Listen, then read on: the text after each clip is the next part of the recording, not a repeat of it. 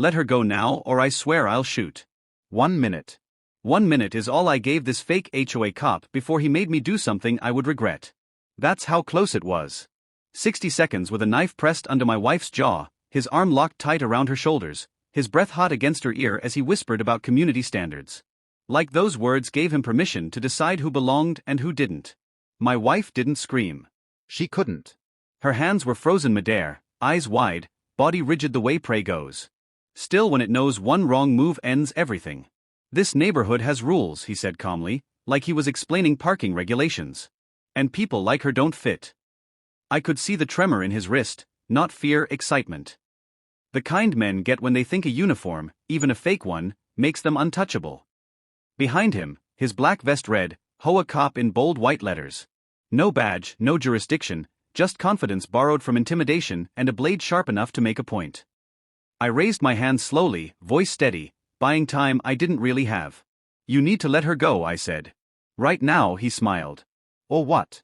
Before we dive in, comment which country you're watching from. Let's see how far this story travels. Because to understand how a man wearing an HOA vest ended up holding a knife to my wife's throat on a quiet road, you need the backstory. My name is Aaron Cole. I'm former military.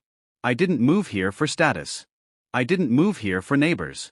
I moved here because after years of deployments and orders, I wanted a place where my wife could garden without being watched and I could sleep without listening for alarms that weren't there. That peace lasted exactly 8 months.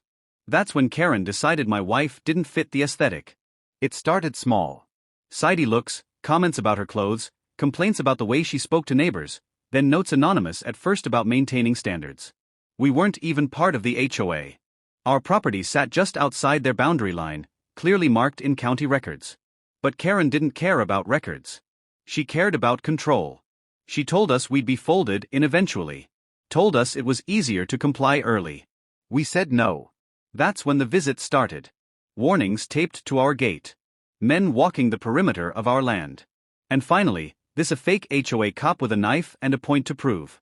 As I stood there totally frozen, watching my wife's pulse flutter against the blade, I understood something with absolute clarity. This man wasn't here to scare us anymore. He was here to finish something. And I had less than a minute to stop him. I brought out my pistol, but I still kept my distance.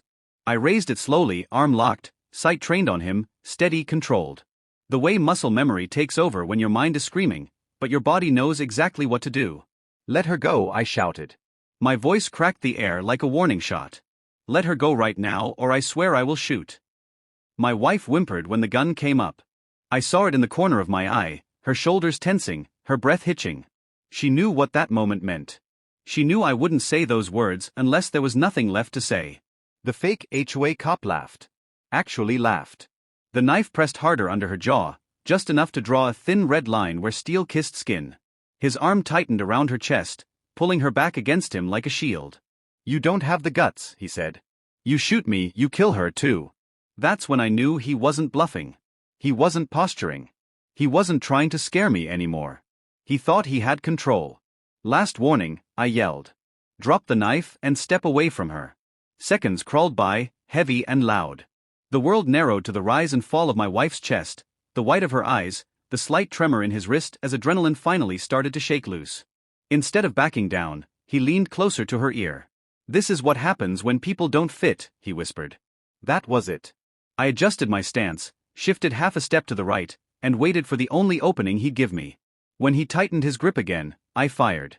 The first shot hit him in the back, just below the shoulder blade. His body jerked violently, the knife slipping for a fraction of a second. My wife screamed as his grip loosened.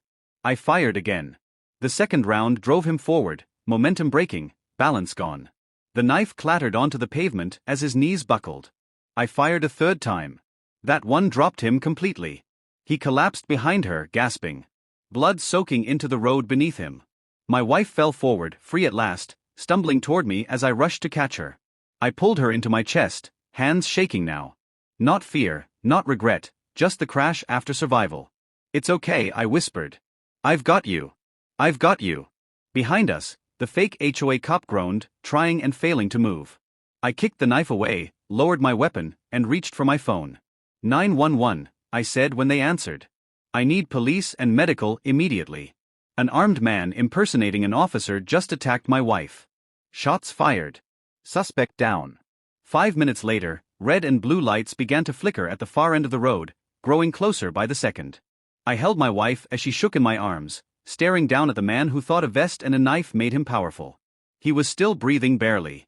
And as the sound of approaching patrol cars filled the air, one thing became painfully clear. This wasn't over. Not even close.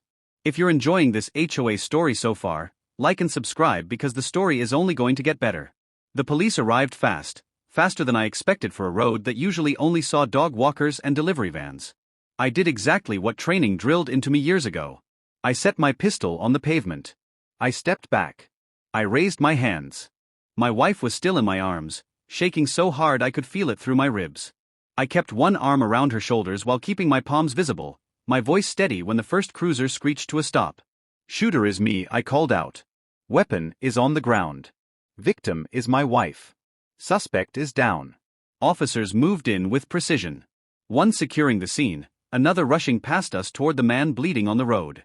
A third gently took my wife from me, guiding her toward the curb, speaking softly, the way people do when they know shock hasn't worn off yet. An EMT followed seconds later. The fake HOA cop was alive, but just barely. He was conscious enough to groan, not conscious enough to lie. Blood pooled beneath him as medics worked fast, cutting away the black vest that had given him the courage to play judge and executioner. One officer turned to me. "Sir, I need your ID." I nodded, reached slowly, and handed it over. He looked at the name, then at my face, then back at the scene behind me. "You're the homeowner?"